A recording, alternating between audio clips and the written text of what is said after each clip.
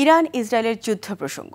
ইরানের অন্তত ৬টি বিমানবন্দরে হামলার দাবি করেছে ইসরায়েলের প্রতিরক্ষা বাহিনী IDF। পাশাপাশি ইরানের কেরমানশাহে বাহিনীটির চালানো হামলায় ২ জন নিহত হয়েছে। এদিকে আজ রাশিয়ার প্রেসিডেন্ট ভ্লাদিমির পুতিনের সঙ্গে বৈঠকে বসবেন ইরানের পররাষ্ট্রমন্ত্রী আব্বাস আরাঘচি। অন্যদিকে অযাচিত যুদ্ধ থেকে যুক্তরাষ্ট্রকে বিরত থাকার দাবিতে দেশটির বিভিন্ন শহরে বিক্ষোভ চলছে। আজও যুক্তরাষ্ট্রের হামলার পক্ষে বিপক্ষে মন্তব্য করেছেন বিশ্ব নেতারা। বিস্তারিত অর্ণব প্রসাদের রিপোর্টে।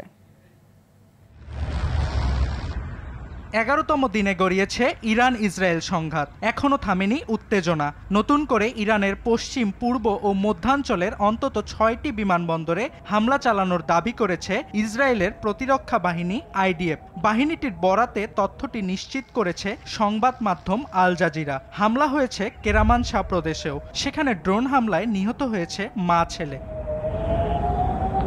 এদিকে চলমান উত্তেজনার মধ্যে আজ যুক্তরাষ্ট্রের নিরাপত্তা দলের সঙ্গে বৈঠক করবেন দেশটির প্রেসিডেন্ট ডোনাল্ড ট্রাম্প। অন্যদিকে মস্কোতে রাশিয়ার প্রেসিডেন্ট ভ্লাদিমির পুতিনের সঙ্গে বৈঠকে বসবেন ইরানের পররাষ্ট্রমন্ত্রী আব্বাস আরাঘচি।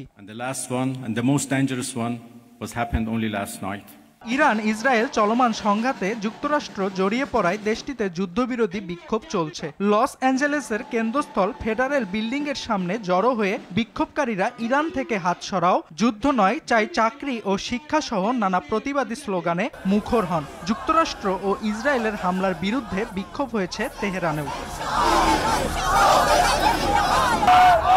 শনিবার অপারেশন মিডনাইট হ্যামার নামে যুক্তরাষ্ট্রের চালানো বিমান হামলার পক্ষে মত দিয়েছেন অস্ট্রেলিয়ার প্রধানমন্ত্রী অ্যান্থনি অ্যালবানিজ। তবে নিন্দা জানিয়েছে উত্তর কোরিয়া। সংঘাত বন্ধের আহ্বান এশিয়ার দেশ জাপানেরও। অর্ণব প্রসাদ, RTV।